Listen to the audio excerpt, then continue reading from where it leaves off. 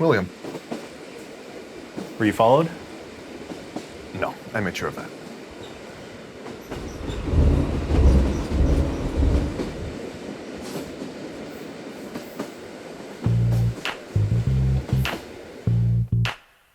Well, thank you very much for joining me here for another night market. And we have a lot to talk about. We've got VCT 2024 Pacific about to kick off. So thank you for making it to the drop point here relatively safely. Relatively. Now let's jump into everything that we have to talk about. There's a lot to cover for every single team, and then the tournament itself. We've got a bit of a different format coming into this year. We've got the kickoff leading into Madrid for the Masters, the first one, and then we've got 2 splits leading into Masters and Champions for the rest of the year. The year starts off with kickoff, and this is a brand new format. We're getting our first looks at each team in kind of a tournament style rather than a full league season, and then that all builds up into Masters Madrid. You've got 3 different groups.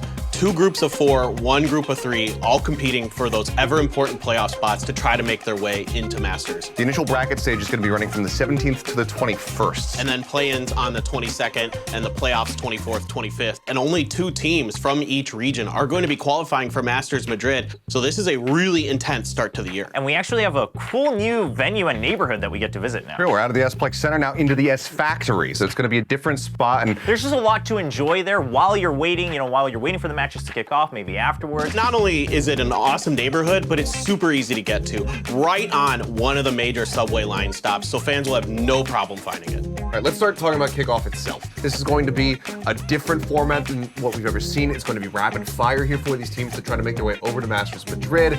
But we've got Icebox back into the meta. We've got Haven taken out for the first time ever. But we also have the additions of things like the Outlaw, the recent changes to Deadlock. ISO is available for play. Sunset's in the rotation. There is a lot to break down. The topic on everyone's mind is the Outlaw. How does that change things? So I think we're going to see the Outlaw definitely being mixed into the weapon rotations that players are going to be experimenting with. Deadlock, I'm not so sure just yet. Maybe on Ascent, maybe teams will try it. I want to see somebody cook up something, who knows. There's so many different combinations of changes happening in the current iteration of Valorant that whoever comes out on top well prepped for the depth of variety that can happen is going to look strongest team going into kickoff here for 2024. So let's go ahead and talk right off the top with PaperX. How do you feel about PaperX with the changes that we've seen? Are you going to be full buying, fully investing into this team? Are you looking to save and wait and see how they look? What we saw in the offseason looked pretty good, but then they got smashed by Sentinels in that grand finals. Well, but then again, it's PaperX. They're just trying around stuff, right? They're just trying new things. So I'm not quite at the operator level full buy, but I'm almost there. Well, I am all in on PaperX. Full buy, 5 operators. Let's go with the whole Scatter my economy. There you go. This team has proven time and time again that they will adapt, right, to whatever is thrown at them, especially the core 4 that is remaining. Obviously, something just 1 year, but he's adapted quite quickly. I mean, he was thrown right onto the stage of Pacific 2023, and he adjusted very well to become the MVP of the very inaugural season. When the dust settles, this team is going to continue to come out on top. Yeah, I agree. I'm going to be, of course, right there with a full buy as well, because I think you'd have to be a lunatic to not back this squad. Banyet coming in, even though he didn't have the greatest display over at the AVL, they have now had way more time to further integrate him into the roster even more fully. So I think that this is still going to be a very scary team that you cannot underestimate. Well, we started off with the team that won Pacific. Let's go for the second place team this time around. It's DRX.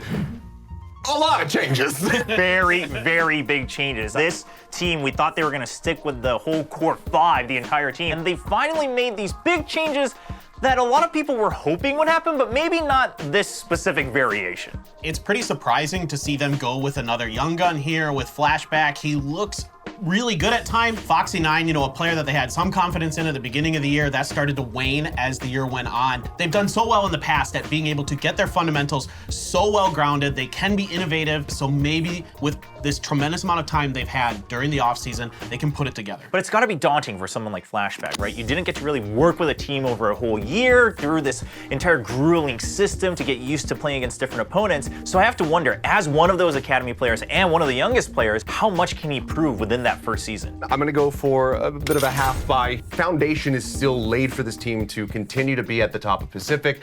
It's just, does it all come together in time for kickoff? Speaking of young talent, we have another team who made some very big changes, bringing up 2 players that used to be on their academy roster. It's ZETA Division from Japan. Yeah, and I think that this is one of the most anticipated teams coming into the season. We've seen some glimpses from them back at Red Bull Homeground. It seemed like there was a lot of potential there, so I'm curious to see how they look, how ready they're going to be coming out on stage for the kickoff of VCT Pacific. I'm gonna save on this roster. I think what we can all agree are the 3 best players on ZETA coming in, Sugar, Zero, Depp, and Laz. I mean, that is a very solid foundation to build around. So you've got like these superstars coming onto this team. It's just, is the coaching staff going to be able to get them prepared and in time, especially for this kickoff? I think it's a tough task. And that's bringing in Carlau from Brazil. This guy working with Furia for a long time, having pretty good success over there, a strong FPS region, now bringing his talents over to Japan. This is something that I think ZETA really hit the nail on the head with.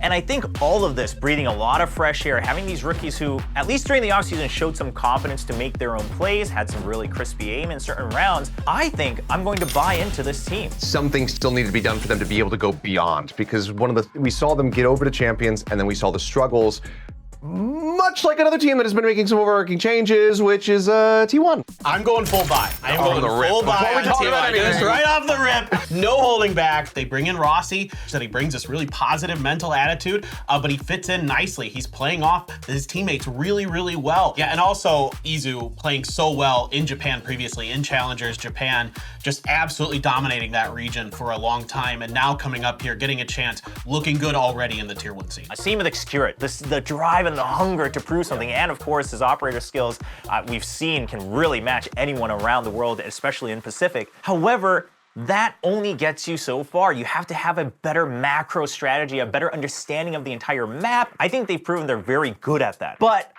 how strong can they be? I think they'll be near the top, but maybe not quite at the top. Let's talk about somebody else who was dominant in the Japanese scene last year. Gen.G, now joining RRQ. This team, no hesitation. That gets him.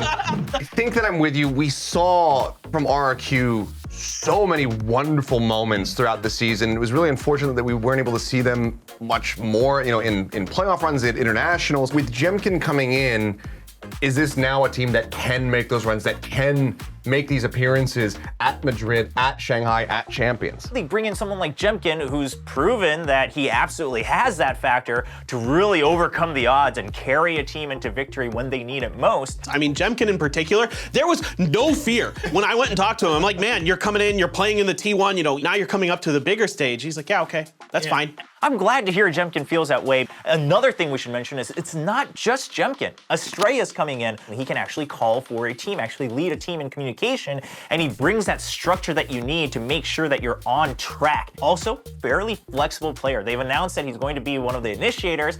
It should make this team a lot more free on the map. I'm right there with you. It's one of those things where I wasn't expecting this, but then when I saw it, it started to kind of come together in my head. I'm gonna half buy on this team. I just don't know how it's all gonna fit together. I'm a little worried, the group that they're in and with the way that things are gonna shake out, that maybe they're gonna fall just short here in the kickoff. Okay, big changes, but there's been a couple of teams that basically revamped their entire roster, and one of them is going to be Talon Esports. So many other faces that I would never have been able to guess. I mean, we have Governor coming in. We've got Lenny coming over from Team Secret. You've got Ban joining after his stint on T1. It's just been a wild ride for Talon. But the rest of it are big question marks. I mean, yeah, Ban at times looked really good last year. He started out pretty slow, but as the year went on for T1, got much better. Is he gonna be able to replicate that success? The new coach with Frost, there's so many changes here. For Governor, now you have to gel with 4 new players in a new region. You have to get used to playing against different styles from Pacific. Maybe the most surprising thing here is the guy I touched on earlier, Lenny, right? He only had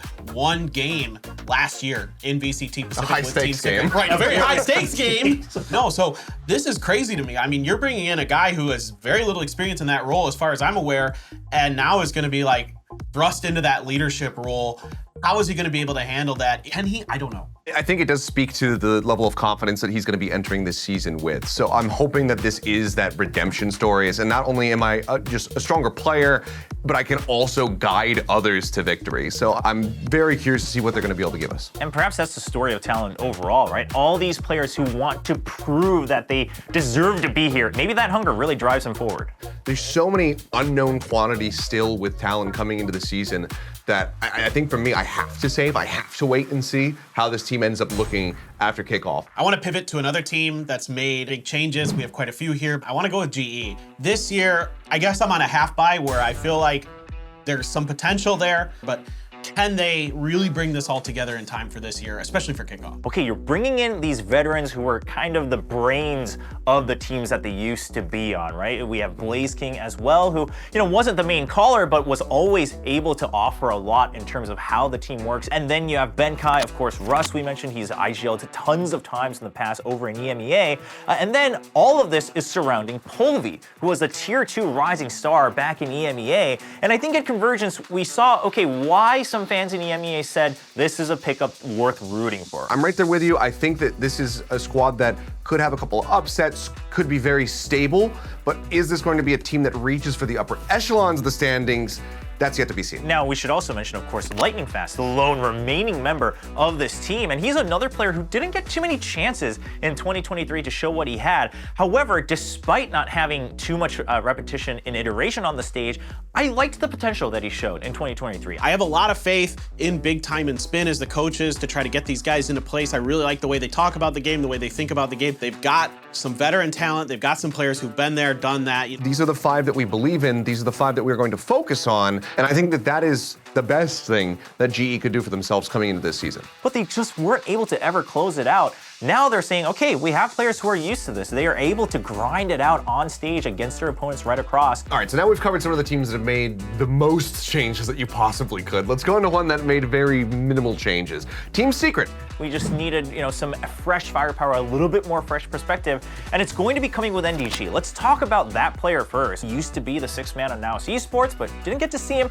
at Ascension. But I will say the couple matches and couple maps they played at Predator League, he looked very good, and he had some great moments to prove that he's got what it takes. I really do like Jesse Vash. My concern with him was that when he wasn't on Sova, it became a real problem for them. Warbirds did at the beginning of the season. He had them fundamentally very sound, and they were able to take some good wins, but you weren't able to show good adaptation. You weren't able to keep up as the year went on. When Envy is your top player with firepower, and he's not your duelist, how is that going to work out? Not changing the core too much, keeping pretty much everybody together other than Dubstep. I don't expect that the results are going to be that different. But by putting Gen.G on that Sentinel, you're now solidifying Jeremy as that main duelist. How about some of the craziest highlights that Team Secret had? It was Jeremy. I mean, the way he's able to get some of this spray control on multiple people, really lock down a site. I think this opens them up to actually have overall a bit more firepower, right? I think the sum is going to be greater than the parts this time around. This is going to be a big test, and a lot of that is going to fall on Warbird's shoulders to try to make sure that he can have them ready, that he can have multiple, just different iterations of prep ready to go, depending on what teams they're going to be playing against. Now let's talk about a team entirely that has a lot to prove, and they've made some sweeping changes to try to do so. It's going to be DFM, Detonation Focus Me.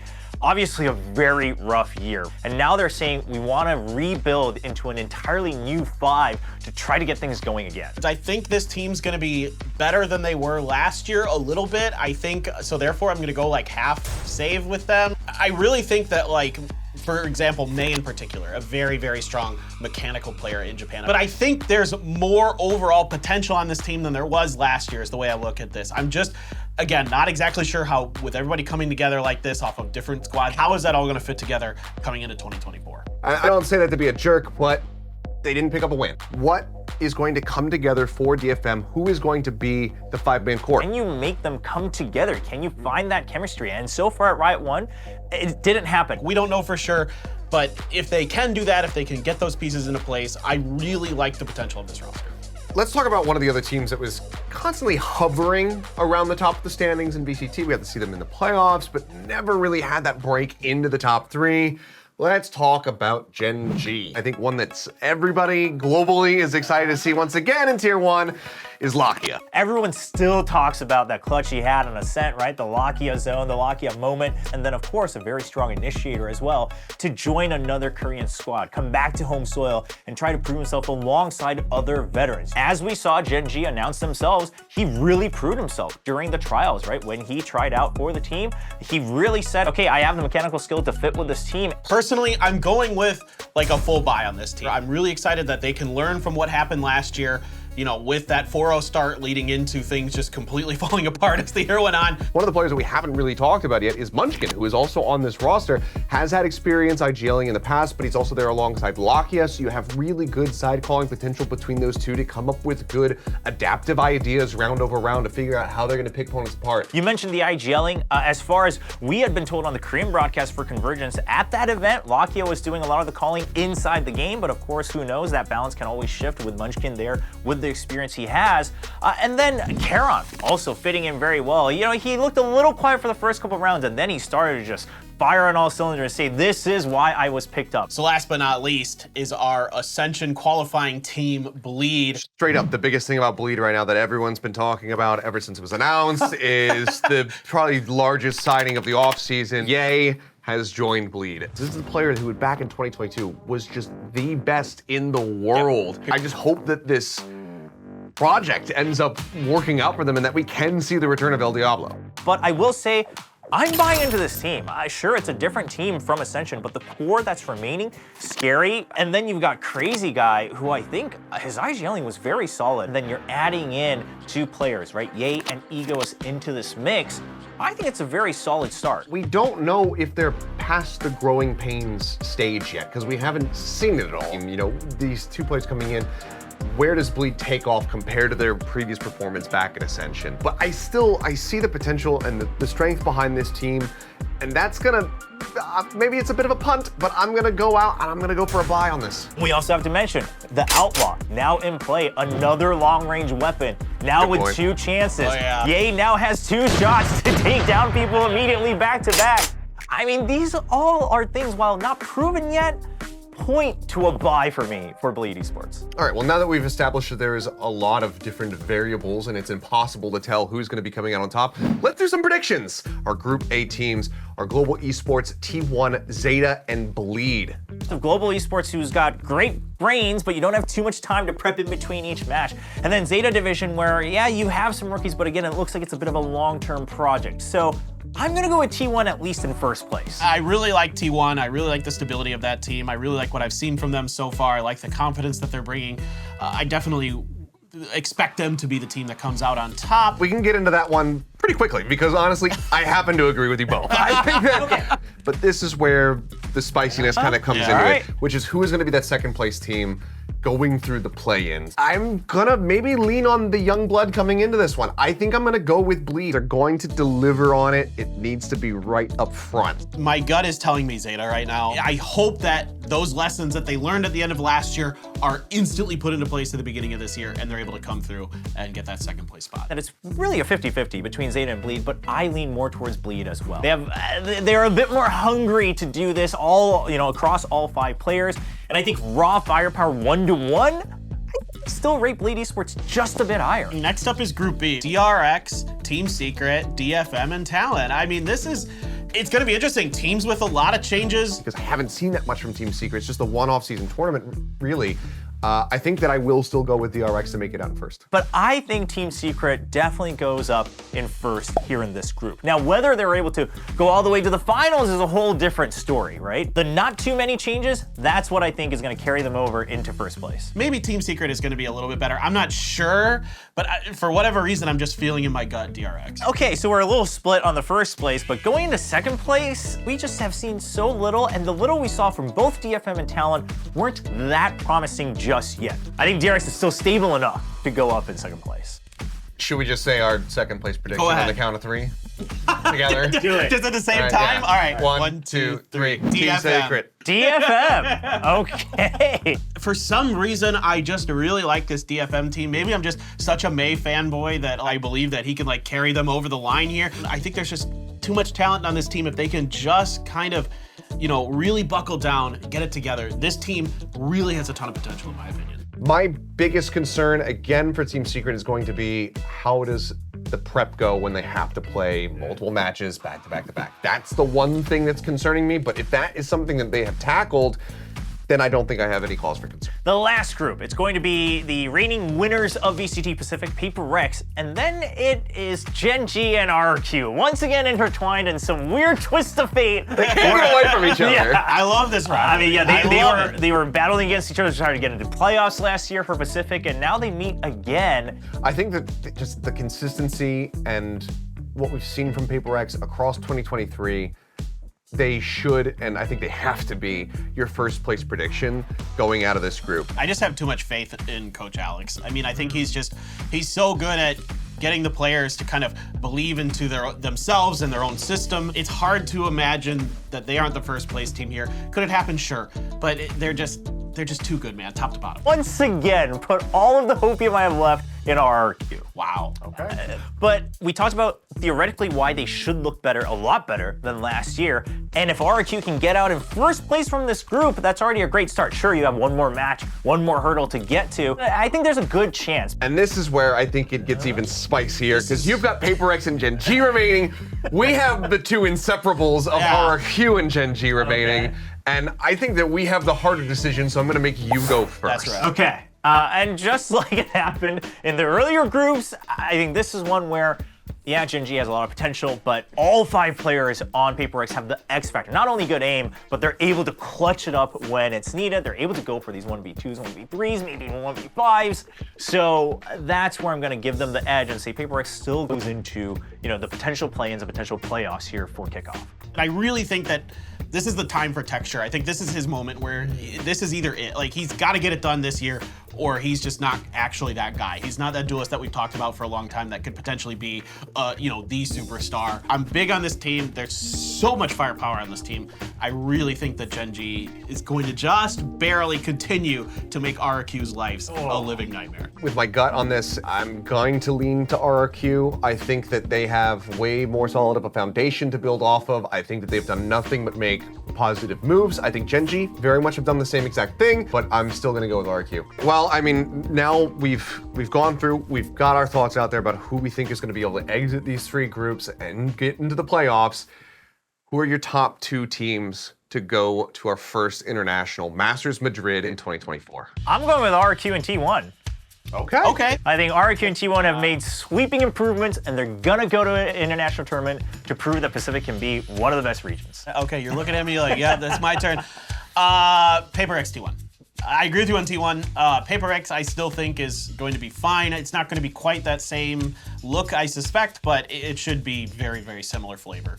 For me, I'm also going to go with T1. I think that T1, they've just looked so very good. I think that they have a really solid foundation, and I'm expecting that they will be able to make it over to yet another international event. The team alongside them, though, I will go against you both because I am he can't get away from it. I'm going to go with Team C. No, it's DRX. I'm going to go with DRX. I think that I just believe. I just have the faith. I like what I've been seeing from them previously in the offseason. It hurts to see some of the changes that have been made, but all I can do is hope that these are for the best. It could be Bleed, it could be Secret, it could be RQ, but I might as well just go with the funny DRX meme and predict them. So there we have it. Fair.